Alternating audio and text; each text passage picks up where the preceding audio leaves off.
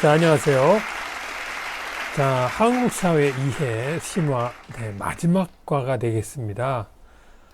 자, 제가 이제 기본편, 심화편, 50과, 기본편의 50과, 심화의 20과, 마지막 70과를 이제 이번 시간에 이제 마무리하게 되겠는데요. 자, 그러면 이번 시간에 준비한 내용은요. 범죄의 종류, 그 다음에 형벌의 종류, 다음에 형사재판의 과정, 그 다음에 형사재판 과정에서의 권리 보장. 자, 이렇게, 네 가지를, 준비했습니다. 자, 범죄를 저질러서도 안 되겠지만은요, 또, 억울하게 누명을 쓰는 경우도 있습니다. 그렇죠? 오해를 받아서. 자, 그래서, 모르면 이제 당하는 거죠. 그래서, 그런 거를 대비해서 이런 지식들이 필요하다고 보겠습니다. 자, 범죄의 종류. 자, 1번하고 2번이 준비되어 있습니다.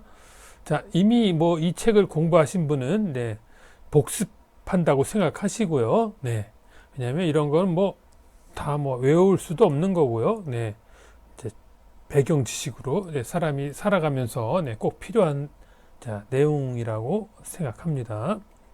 자, 범죄는 형법에 규정된 금지된 행위를 말한다. 범죄 중 비교적 가벼운 위법 행위를 경범죄라고 한다. 무임승차, 무전취식, 새치기, 오물방치, 금연 장소에서의 흡연 등이 대표적인 경범죄이다. 한국에서는 경범죄와 대비되는 별도의 중범죄가 규정되어 있지는 않다. 하지만 일반적으로 살인이나 강도, 강간 등 피해자에게 커다란 신체적, 정신적, 물질적 피해를 주는 심각한 위법 행위는 법적으로 보다 큰 처벌을 받게 된다.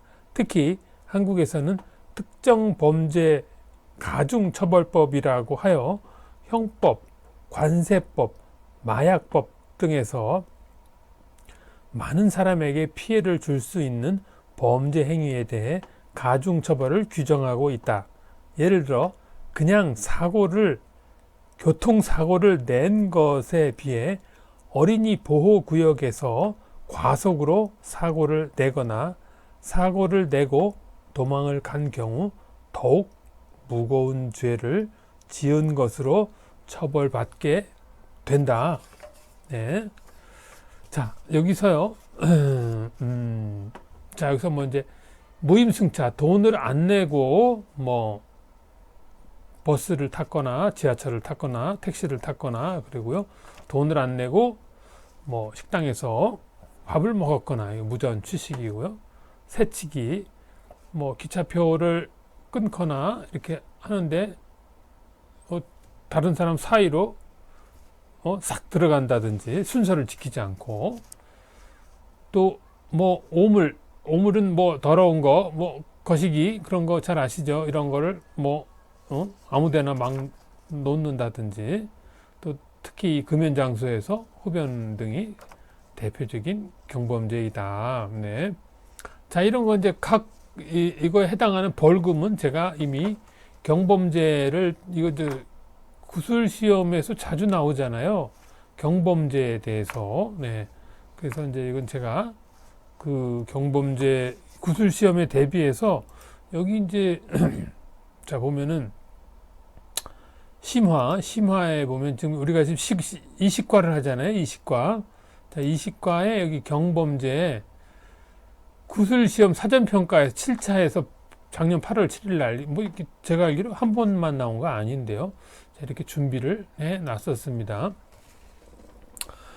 자, 그리고요, 경범죄 반대말은 중범죄냐, 그런데 이제 규정되어 있지는 않다. 그렇지만 경범죄보다 훨씬 강력한 심한 거는 이제 중범죄라고 하죠.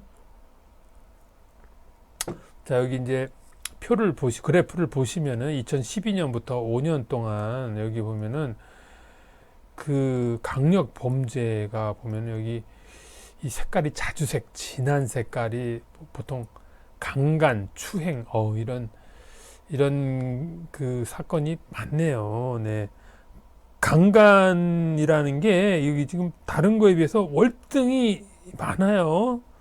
폭행, 협박, 뭐 이런 거를 이제 강제적으로 예, 상대방에게 이제 성행위를 하는 거죠. 그게 이제 강간, 추행, 강제로 싫다고 하는데, 그 굉장히, 네, 이렇게 나와 있습니다. 자, 그 다음에 이제 여기서 특정 범죄 가중처벌법이라는 게 이제 가중은 더 추가된다. 특별하게 더 추가된다. 이런 이제 관세법, 마약법 이런 거는 이제 아주 정말 범죄 중에서도 아주 큰 네, 범죄이기 때문에 더 추가를 한다. 네, 또 이 교통사고 중에서도 특히 어린이 보호구역 네, 이런 거 네, 그렇게 되겠습니다. 그래서 이제 자 비슷한 범죄가 이제 이런 게 이제 특정 범죄 가중처벌법이라는 게 이제 뭐 강력하게 대처해서 이제 사회 질서를 이제 유지하기 위해서 이제 이런 거를 이제 만든 거죠. 자, 그럼 문제를 풀어보면서 자, 다음 내용을 또 확인하도록 하겠습니다. 1번. 자, 1번입니다. 다음 가에 들어갈 법으로 옳은 것은 한국에서는 사람들의 권리를 보호하고 사회 질서를 유지하기 위해 무슨 법의 범죄와 그에 대한 형벌을 규정하고 있다. 무슨 법자가 들어가는 겁니다.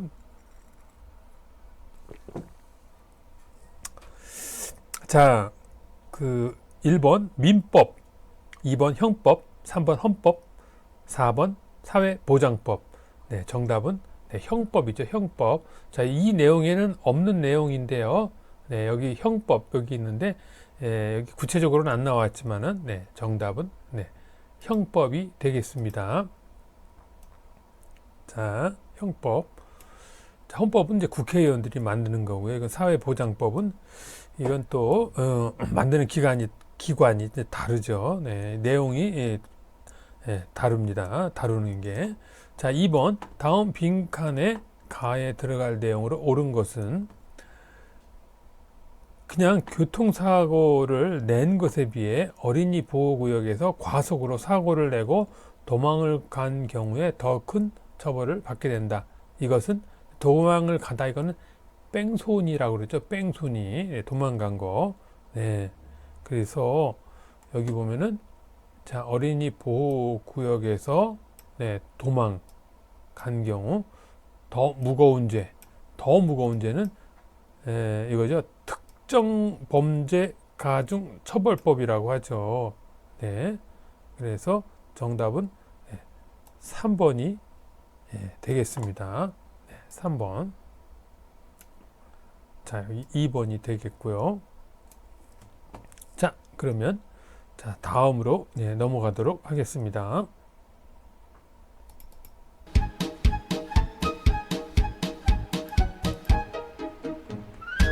자, 여기는 이제 간단한 보입니다. 네. 형벌의 종류, 형벌은 범죄를 저지른 사람에 대해 그의 책임을 인정하여 부과하는 처분을 말한다.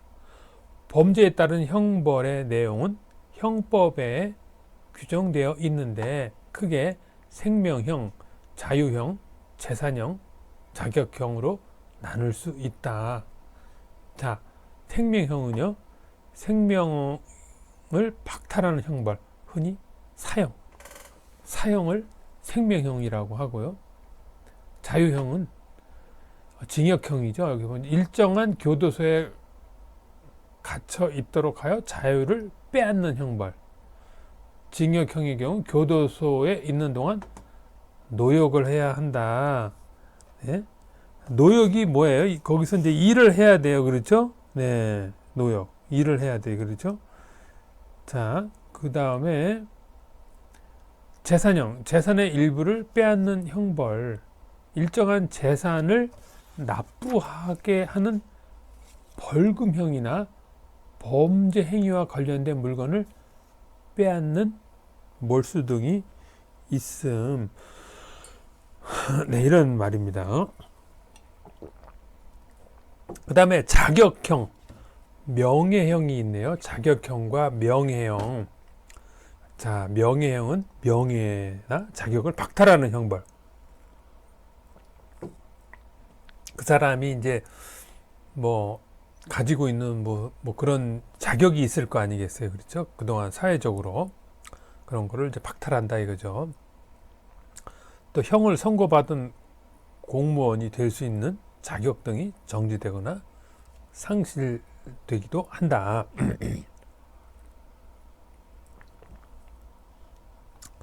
자, 그 다음에 여기서 이제 선고라는 말이 있는데요. 선고, 그 재판정이라 그러죠. 재판정에서 이제 판결 내용을 알리는 것을 선고라고 그러죠. 뭐뭐를 피고인에게 선고한다. 막 그 드라마 같은 데서 보면 나오잖아요. 네, 판결 내용을 알려주는 거예요. 네. 자, 그럼 3번 문제를 풀어보도록 하겠습니다. 아까 노역, 사형. 사형은 뭐 다 아시죠? 노역은 제가 뭐 일을 해야 한다고 했지만은 그냥 일을 하는 게 아니라 이제 힘든 일을 한다는 거죠. 네. 자, 3번. 다음 빈칸의 가에 대한 설명으로 옳은 것은? 자, 무엇은 일정 기간 교도소에서 나오지 않도록 하여 신체적 자유를 빼앗는 형벌이다. 네. 신체적 교도소에서 나오지 않도록 신체적 자유를 빼앗는 거 여기서 보면 징역형이죠. 자유를 빼앗는 거, 노역, 힘들게 일을 해야 해요. 자, 그래서 자 2번 그렇죠? 3번에 네, 2번이 되겠습니다. 징역형. 재산형은 돈을나 재산을 이제 몰수하는 거고요. 자격, 뭐 예를 들면 뭐 공무원 자격이나 뭐 이런 거를 박탈하는 거고요. 자, 그래서 사형은 이제 1977년 이후로 집행하지 않아서 그 한국은 그 사형 폐지국에 이제 해당된다고 하죠. 네. 자, 그럼 다음으로 넘어가도록 하겠습니다.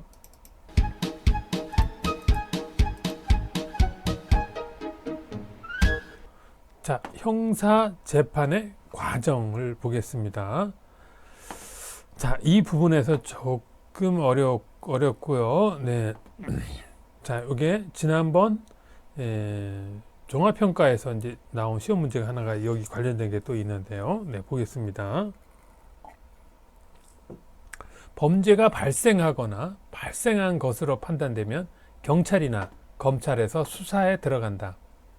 일반적으로 경찰에서 피의자를 조사하여 검찰에 넘기면 검찰은 수사 결과를 보고 사건을 재판에 넘길지를 결정한다. 검사가 법원에 재판을 요청하는 것을 기소라고 하는데 기소된 피의자는 피고인으로 불린다.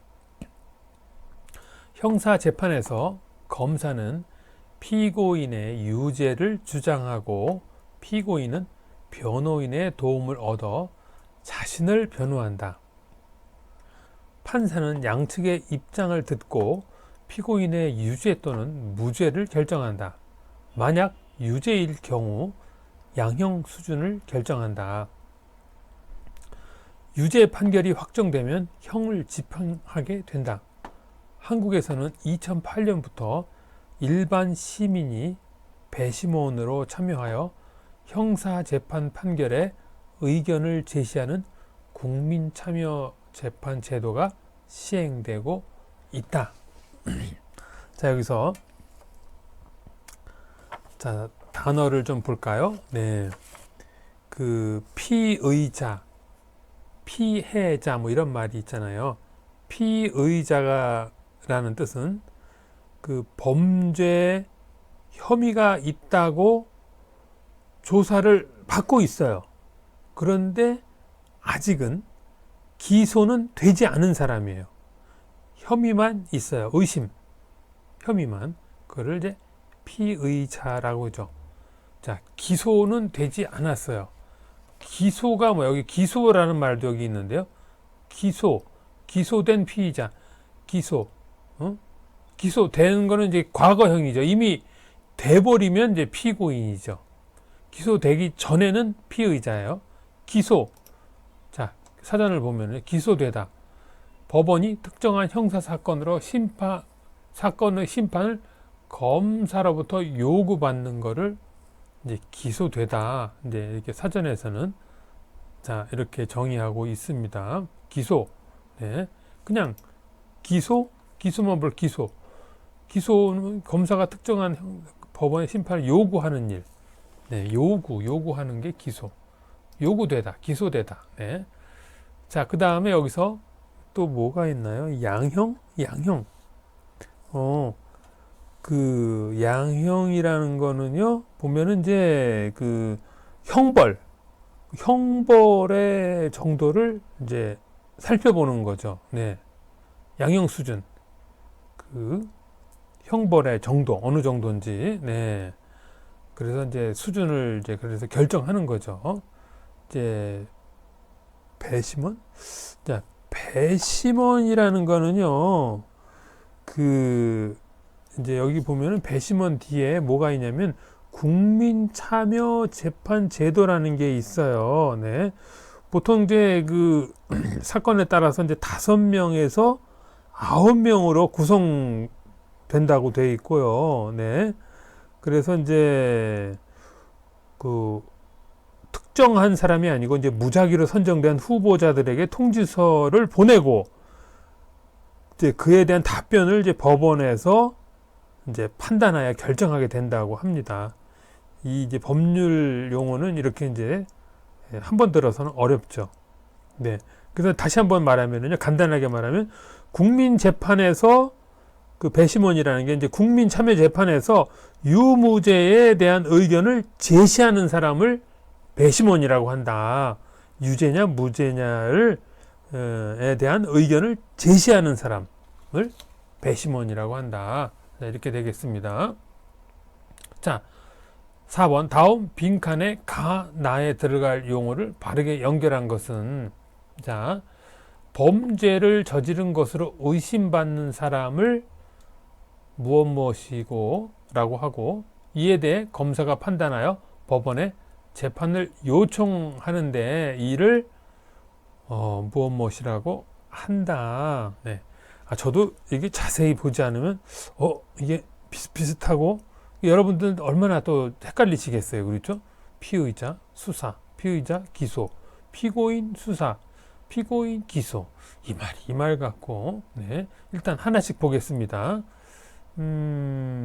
여기서, 자, 의심받는 거. 제가 아까 말씀드렸죠. 의심받기 전하고 후하고 결국 다르다고 했어요. 그러니까 이제 여기서 보면 피의자가 있고 피고인이 있는데, 피의자하고 피고인의 이 구분이 분명하면은, 네, 여기서 보면은, 여기서 보면 여기 있잖아요. 피의자는 의심받는 사람이에요.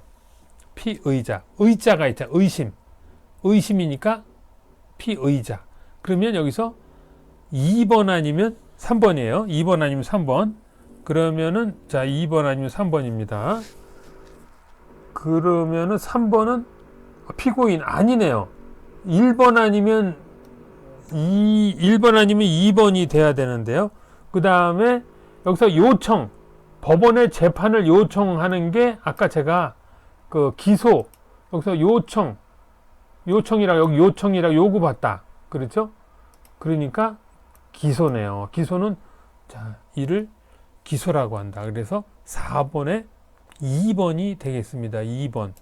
자, 그래서 재판을 요청하는 거는 이제 기소, 피의자는 의심받는 거, 네, 요걸 좀 꼭 알아두세요. 네.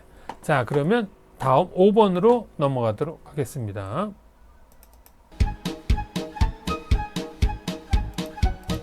자, 마지막 문제가 되겠습니다. 형사 재판 과정에서의 권리 보장. 자, 나쁜 짓을 해서 죄를 받는 사람도 있지만 또 억울한 경우도 있단 말입니다. 네, 억울한 경우 많죠. 억울한 경우. 네, 누명을 뒤집어 썼을 때. 네. 자, 한국에서는 형사재판 진행 과정에서 피의자나 피고인의 권리를 보장하고 있다. 먼저 누구나 유죄 판결이 확정되기 전까지는 무죄로 여겨져야 한다. 이를 무죄 추정의 원칙이라고 한다. 체포나 구속, 압수, 수색 등을 할 때는 마음대로 할 수 없고 반드시 판사의 영장을 받아야 하는데 이를 영장주의라고 한다. 피의자는 체포나 구속이 부당하다고 생각될 때 법원에 다시 심사해 달라고 요청할 수도 있다. 또한 모든 국민은 체포 또는 구속이 될 경우 변호인의 도움을 받을 수 있다. 피고인을 수사하는 과정에서 유죄를 밝히기 위해 고문을 하는 것은 어떤 경우에도 허용되지 않는다. 고문이나 협박, 폭행 등을 통해 피고인으로부터 받아낸 자백은 재판에서 증거로 인정되지 않는다. 네. 자, 이걸 꼭 알아두시고요. 자, 여기서 보면 이제 구속이라는 말은 이제 범죄로 의심받는 사람이 이제 도망가는 경우도 있잖아요. 증거를 없애지 못하게 이제 잡아두는 거죠. 신체를 이제 네, 자유를 제한하는 거. 압수는 뭐 잘 아시죠? 네, 범죄에 사용된 물건을 강제로 이제 뭐 이렇게 빼앗아 두는 거죠. 네. 자, 그렇죠. 수색은 찾는 거고요. 자, 여기서 그 다음에 이제 그 영장이라는 말, 영장 이게 무슨 말이야? 영장이 그렇죠. 법원에서 강제로 어떤 처분을 이제 법원에서 이제 강제로 하는 거예요. 어떤 처분을 허가를 내주고요. 명령하는 문서예요. 법원에서 강제로 뭘 하라고 명령하는 문서인데 그 영장의 이 내용에 따라서 이제 체포, 이제 구속 등이 이제 진행이 되죠. 영장 내용에 따라서 이제 강제로 명령을 하는 거예요. 판사가 어떻게 해라. 이거를 이제 영장주의라고 한다. 이런 거를 영장주의라고 한다. 자, 그래서요. 또 이제 자백이라는 거 한번 보겠습니다. 자백은요, 그 자신이 저지른 그 죄나 잘못을 이제 스스로 이제 고백하는 거죠. 스스로 말하는 거. 근데 이제 그거를 방법이 고문, 협박, 폭행 이거는 안 된다 이거죠. 이런 거 없이 본인이 스스로 말해야지 이런 강제로 이런 자백을 한 거는 사실일지라도 증거로 인정되지 않는다. 네, 이런 뜻입니다. 자, 그럼 5번 보겠습니다. 자료에 제시된 원칙에 대한 설명으로 옳은 것은 어떤 경우라도 유죄 판결이 확정되기 전까지는 무죄로 여겨져야 한다. 자, 그래서 5번, 여기서 보면 이게 이제 이거잖아요. 무죄 추정의 원칙이라는 게 있어요. 무죄로 여겨져야 한다. 무죄 추정의 원칙이라는 거에 해당하는 건데요. 영장주의를 영장주의를 가리킨다. 자, 이 영장주의는 이걸 말하는 게 아니고요. 네, 여기서 보면 판사의 영장을 받는 거, 강제로 이거 명령. 그래서 이건 아니고요. 범죄와 형벌은 미리 법률로 정해야 한다는 원칙이다. 그건 아니죠. 내용에 따라 판단을 해야 되죠. 3번. 피의자나 피고인이 권리를 보장하기 위한 원칙이다. 피의자나 피고인이 권리를 그렇죠. 무죄 추정에 무죄로 지금 이 원칙에 대한 걸 말하는 겁니다. 이제 이런 1번, 2번 이런 걸 말하는 게 아니고요. 그래서 3번이 네, 정답이죠. 3번이. 자, 4번. 유죄 판결을 받더라도 형을 집행하지 않아야 한다는 원칙이다. 아니죠. 이 내용은 이거죠. 무죄 추정의 원칙이기 때문에 아니죠. 네. 자, 그 다음에 마지막. 자, 6번 문제 보겠습니다. 제시된 사례에 대한 조언으로 가장 적절한 것은 억울하게 누명을 쓰고 체포를 당하게 되었어요. 이제 곧 재판에 넘겨진다고 하는데 저는 법도 잘 모르고 돈도 없어서 법률 자문을 받기 어렵네요. 어떻게 해결하면 좋을까요? 자, 이게요. 이 본문에는 없네요. 그 죄형 법정주의를 주장하세요. 재판 전에 법원에 구속영장을 청구하세요. 자, 이거 자기가 여기 이제 체포를 당하게 되었어요. 그렇죠? 네, 누명을 쓰고 이미 이제 결론이 났다고 그러네요. 누명을 썼어요. 체포를 당하게 됐어요. 곧. 여기서 보면 이건 이제 이건 말도 안 되는 거고요. 2번은 국선 변호인 제도를 통해 변호인의 도움을 받으세요. 이게 3번이 이제 정답인데요. 자, 그래서 이제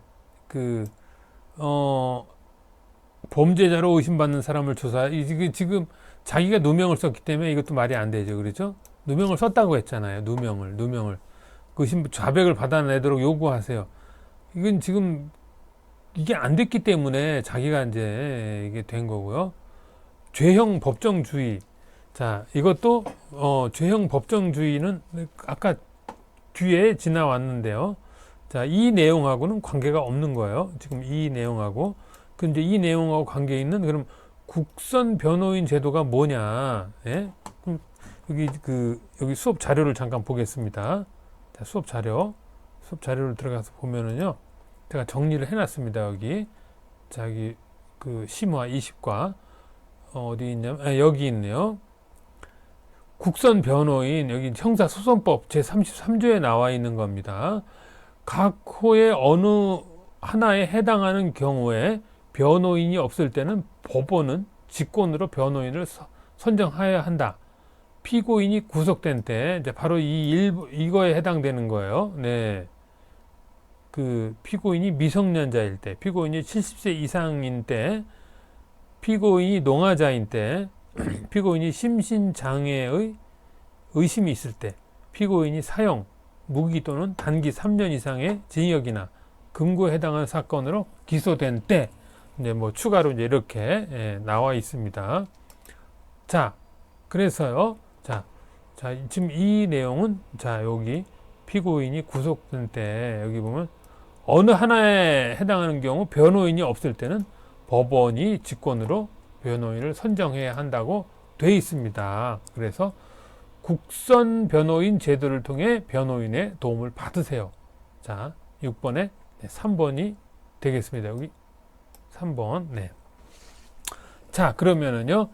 제가 지금 이거 설명을 하고도요. 이게 좀 약간 좀 이게 아쉬운 부분이 있습니다. 네. 이게 좀 제 의견이 잘 전달이 좀 부족하다고 저도 생각을 합니다. 네. 그래서요. 제가 항상 그래서 이제 이런 점은요. 여기다가 제가 심화 여기 이제 자료실에다가 제가 계속 보충을 해 놓습니다. 이게 한번 올라가서 그냥 그대로 있는 게 아니고요. 내용이 계속 업그레이드 됩니다. 제가 예를 들면은 하나를 제가 소개를 드리자면은 여기 예를 들면은 어디 갔지? 심화. 자, 여기 뭐 예를 들면 이 가족문제와 법 보면 그 후로 얼마나 많은 자료가 올라갔냐면요. 제가 지난번 강의 후에도 뭐 이런 사진도 올라갔지만 뭐 이런 우리 식구 또 뭐 이런 식으로 이거 관련된 거를 제가 계속 업그레이드를 하고 있습니다. 그래서 네, 나중에라도 이거 좀 뭐가 좀 알고 싶은데 뭐가 부족한데 그러면은 이제 여기를 한번 활용해 보시면은 네, 감사하겠습니다. 자, 그럼 다음 시간에 뵙도록 하겠습니다.